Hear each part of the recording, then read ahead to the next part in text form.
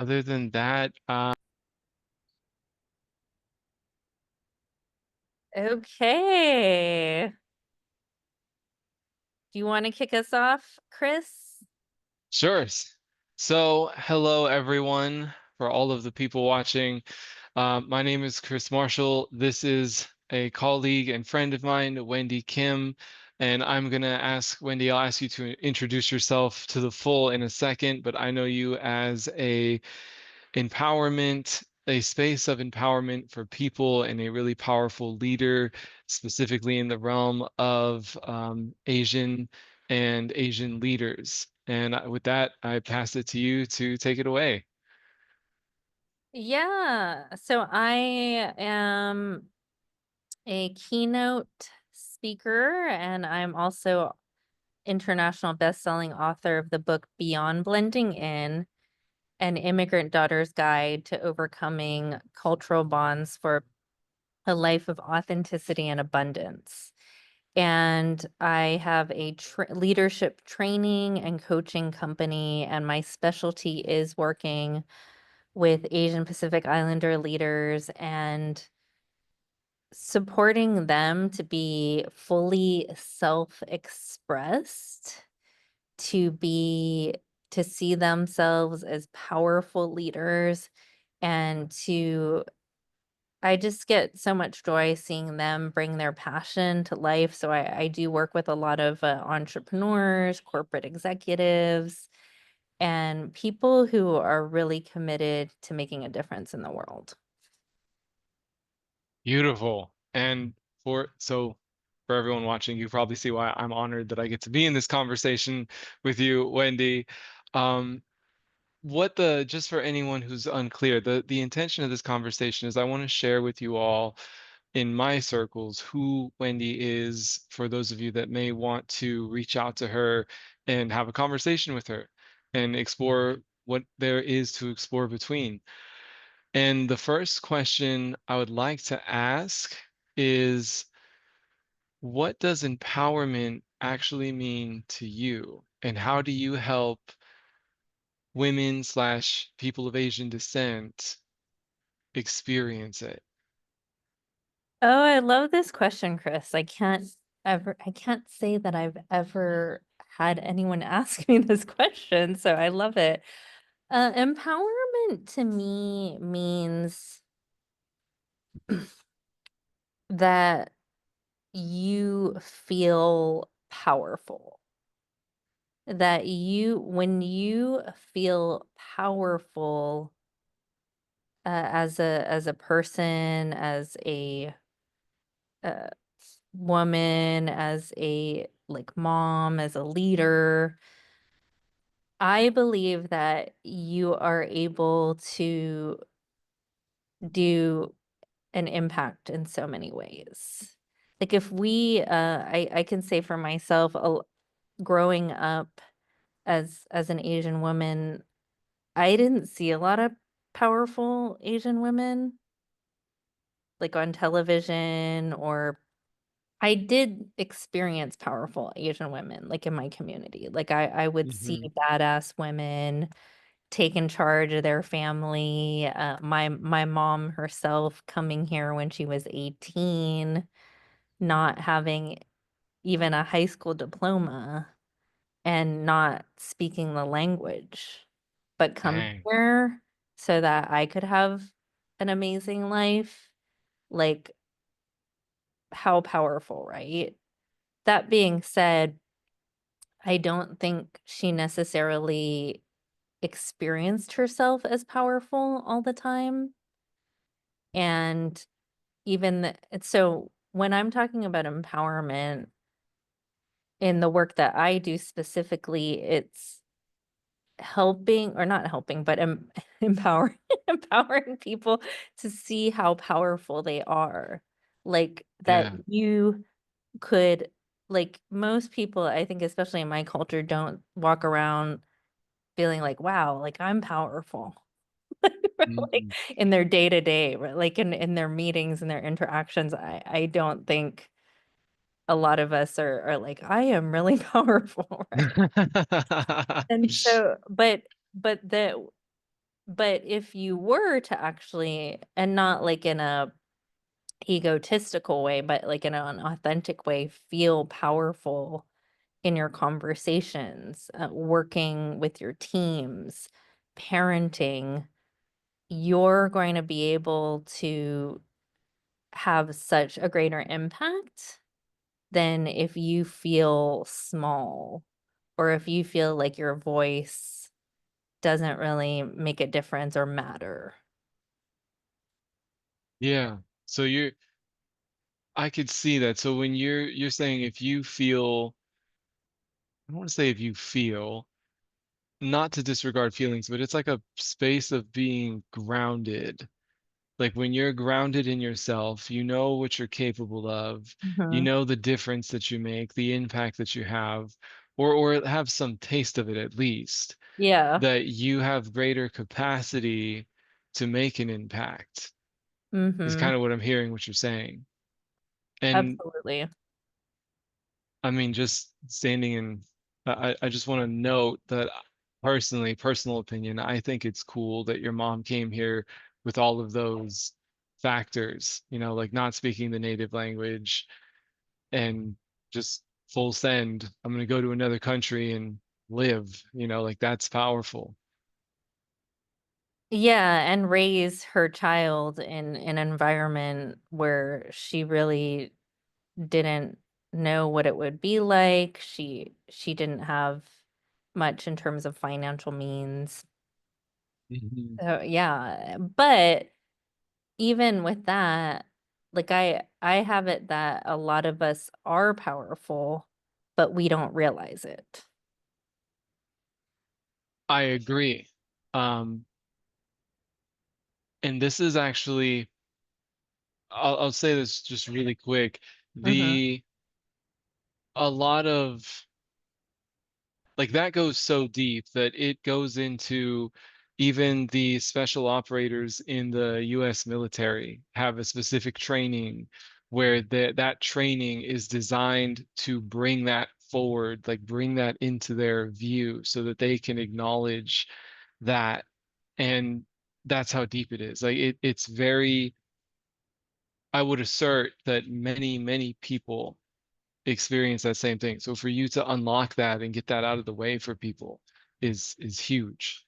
And I mean, this has been said in a few different ways before, but take any world-class athlete in any international sport, Olympics, American football, anything, you know, basketball, baseball, all of these guys at the highest levels are not training to improve their bodies. They're training all up here. They hire coaches specifically that Yeah. train up here so they can get themselves out of the way, so they can go do the thing. So you're right there in the realm of just helping people unlock their true potential. Yeah, because I believe that when you I think especially for like women and definitely in my culture, we were raised to not think very highly of ourselves. And there I think are a lot of different reasons for that, but like it wasn't really acceptable for a woman to be super empowered, just fully self-expressed out in the world, just like that wasn't really acceptable in my culture. And And oh, go ahead. and I think that and I believe that that is a disservice because like I'm gonna be a better mom. I'm gonna be a better um entrepreneur in my case. I'm gonna be a better friend. I'm gonna be a better partner if I believe that I am actually a powerful person and that what I do and say makes a difference. 100%. Mhm. It speaks to the impact. There, I mean, there's a whole segment we could probably talk on about legacy, but even Mhm. not including that, like the you can, if you don't, if you're not present to the impact that you have, how can you be present to the magnitude of your own greatness? And for anyone who's watching that isn't familiar, uh, I'm not like a history buff or anything, but as I understand it, you go back not too far even into the past in the United States, and women didn't have equal rights. There was a lot of favoritism towards men in the legal areas, rules like women couldn't do as much as men, basically. And from what I understand, that was significantly more so in the Asian culture. Is that true? Yes, I would say so. I mean, given I am looking through an Asian American lens, like I was born and raised here, so Mm-hmm. my experience is obviously very different than someone who was like born and raised in Asia.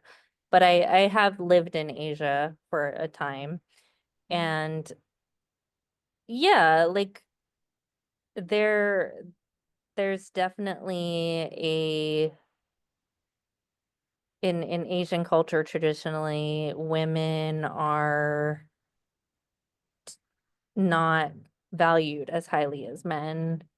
We're supposed to take on a more subservient serving role. But I will say Asian women are really powerful in their households, in families.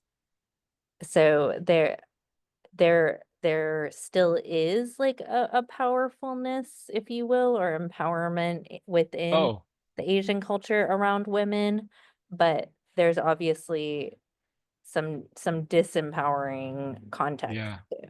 Yeah.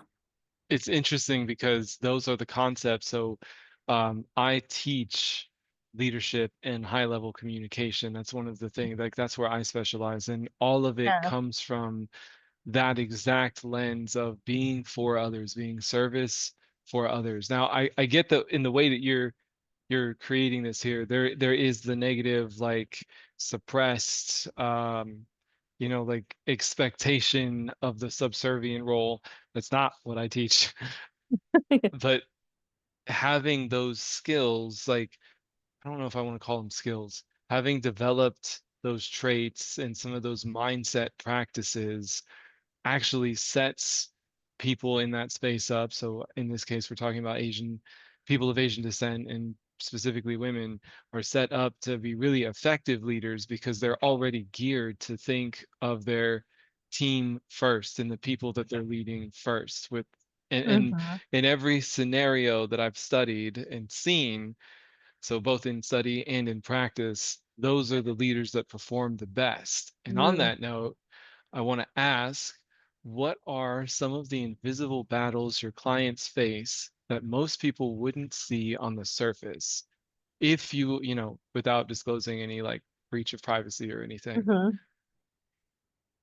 Yeah, so in the Asian culture, there's such an emphasis on achievement. There's such an emphasis on honoring your family. So in a sense, bringing like esteem or honor or making your family look good. And so that can be there are some aspects of that are really beautiful. And there are some aspects that have caused harm. Hmm. And so we we have been conditioned to focus so much on being perfect. And so stereotypically it's like, okay, the like, the B is the Asian F, right? Or like Hmm. an A minus, depending on who you're talking to. It could be like the A minus is the Asian F. Hmm. And because of that, a lot of us have internalized that criticism, or that I think behind that criticism of like, oh, well, you've got to be, that's not good. Or like you should have worked harder. Or why aren't you number one? Or something like that. Like that was like in our culture a way of showing love in the sense that our families wanted us to always be better because they Mhm. thought it would help us to have like a happier life or better circumstances. But what that Yeah. created was this negative voice in our head, in especially in Asian Pacific Islander leaders. There's a lot of self-criticism Mhm. and internalization of that voice. So like I'll be working with Asian women and it's like they'll have their mom like in their head. Like, oh, well, so if something say they did something well, like maybe they gave a great presentation or maybe they delivered a project, and instead of just being celebrating that, instead of just being like, "Wow, like, I did a great job, I'm proud of myself," it's more like, "Yeah, but I could have done this better. I should have done Mm. this better. I I didn't even really do anything, it was this other person," and so, like, self-acknowledgement is something really challenging, I find, in Yeah. myself and with the people I work with, so we work on that a lot. Yeah. It kind of goes out the window. You're kind of in that, like, not to say you specifically, but that space of, it's like the dark side of, I don't want to say self-improvement, Mm, but it's like the uh, the mountain that with no top, right? Like you get yeah, it's, like, conditioned to never constantly. good enough. Mhm. Yeah, it's like, And "Okay." Sorry, keep going, Chris. oh, no, no, no, go ahead. It's like, okay. Oh, and what was the rest of that? Well, yeah, it's just like, okay, you achieve something, but that's not good enough, I gotta go for the next thing. And then you get there and it's like, "That's not good enough," and it's just this never-ending cycle. So a lot of the work that I'm doing with Asian women in particular is really s- eh, seeing your worth, seeing your value, acknowledging yourself, recognizing your accomplishments, recognizing what you're doing well, and anything, and not focusing so much on striving, but Mhm. if you do have a goal, having that come just as an output of like your self-expression versus trying to prove your worthiness. Self-expression. That's actually a really powerful note too, as an output of your self-expression rather than trying to prove your worthiness.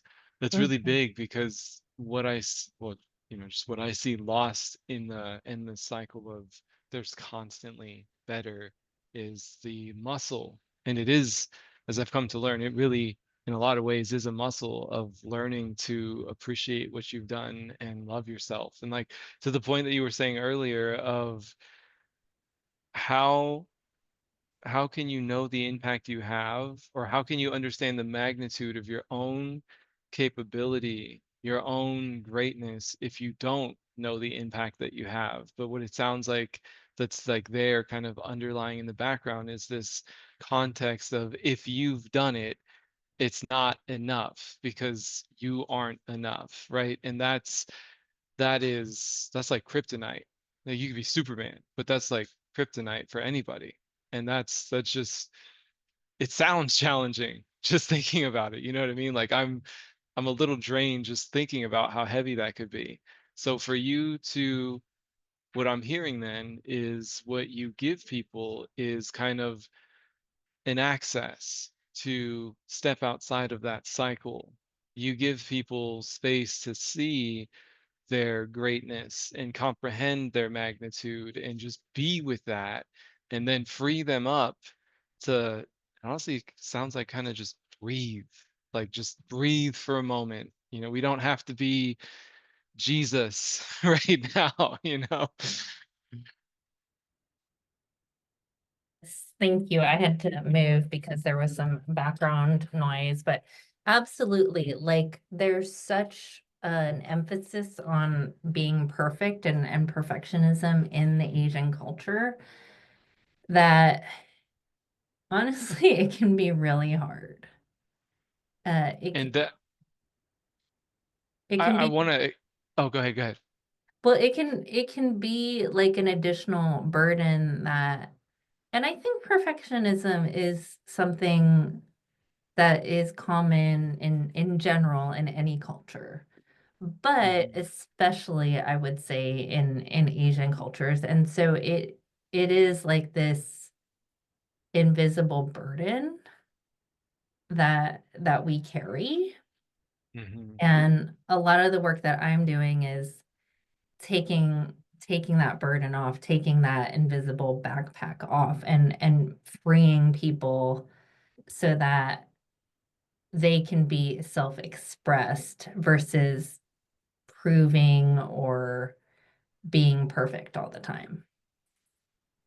And like to that note, one thing I found really fascinating, I forget where I learned this, but I remember I was overhearing a conversation amongst people that I respected, and they were talking about how that weight isn't take a say you have a hypothetical company, you have an Asian person who's ahead of a department or something, and their department is performing relatively well, meeting the metrics, doing pretty good on numbers.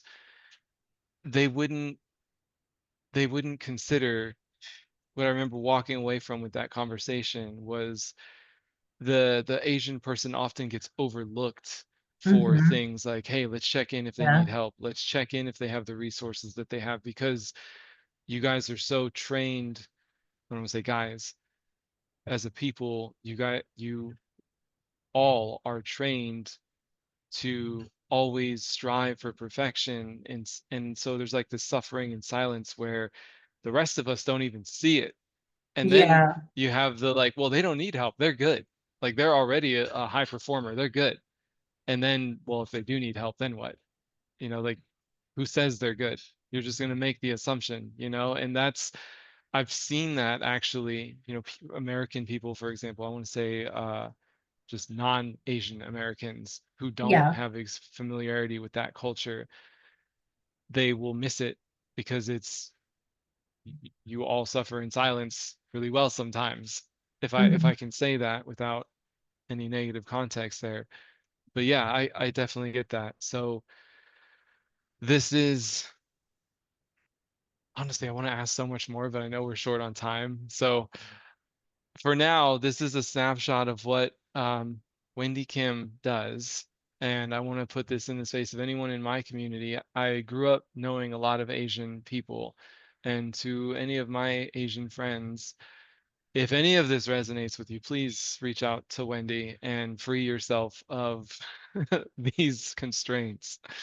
Yeah, and I also want, first of all, thank you for this opportunity, and I wanted to share a couple more things. It's like Yeah. the work that, so I want it to be clear, I'm not saying that we're broken or there's something wrong with us. I think a lot of us have internalized that. And if anything, it's the opposite. I Hmm. have it that we, like, it was interesting because I went to volunteer at Serving Seniors, which is a nonprofit that helps seniors. A lot of them are like vets, or a lot of them are homeless.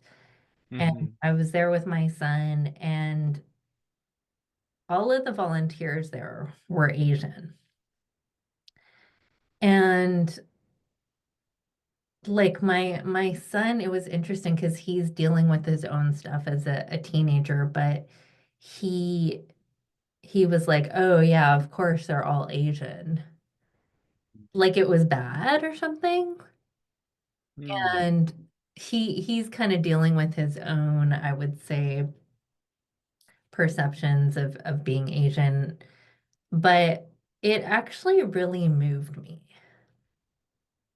because I was like, yes, like this is who we are. Like we part of our culture is to be community oriented, to take care of others and to contribute. And that really moves me and inspires me. And so I really want to make it clear that if anything, the work that I'm doing is to empower Asians to see themselves as whole and complete and to stand from there and to make a difference. And I just want to offer it is Asian Pacific Islander Heritage Month, and I want to offer anyone who is wanting to make a difference a legacy creation call. So I'm offering this to Asian Pacific Islander leaders this month. So we can share the Calendly, and I'm committed that we create our legacy in a powerful way and make the difference that we want to and have the impact that we want to. And there's only, this is not even like marketing or anything. There's literally only a few days left in the month. So I'm, Yeah. like, I don't want to press it on people, right? But at the same time, I want to tell this really is to my friends who may see this. I don't know whom of my friends may be carrying a weight like this or who may not be present to the difference that they make. Mhm. And really the reason I put this out there is for you guys and girls to have a chance to step, Women. yeah, you Yeah. guys and women, men and Yeah. women to have an access out of, not out of, because like you were saying, I'm present to, it's not like there's anything wrong. Just have an opportunity to be present to the difference that you really do make. Be present to your own greatness. Yeah. I'm a small percentage Asian, and I grew up with Oh, a large portion of not being present to my own greatness. I existed mostly outside of the cultural of all of that. And but even then, like just knowing that even today I still grapple a lot with knowing the difference that I make. And the yeah. weight of that is just insane.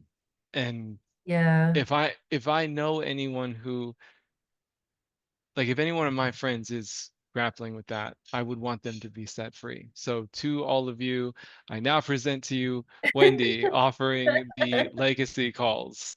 And I would hope that y'all would be in communication with her. Wendy, I will include where I share this. I will include a link to your Facebook and a link to your Instagram. Are those effective ways to get a hold of you to schedule these calls? Yes, and my LinkedIn too. So, LinkedIn. And you said you were going to have a Calendly. If you can send me that link, I'll put all of those links in to where I upload this yeah. video. And thank you so much. Like you, Chris, are just such a great friend, someone who I admire and respect so much, truly a partner, and someone who is also so committed to empowering people. So thank you for this conversation today. It means a lot to me. You are, it feels weird to say, but you are welcome. And I'm happy that it makes that kind of difference. That's the difference I want to make in the world. And let's, I believe in what you're up to. I believe in what you're out to create in people, and I've seen the results in people firsthand. So I want more of that. Let's get it out there. Yes. Thank you, Chris. Thank you, Wendy. Thank you for being in the space and having the conversation with me.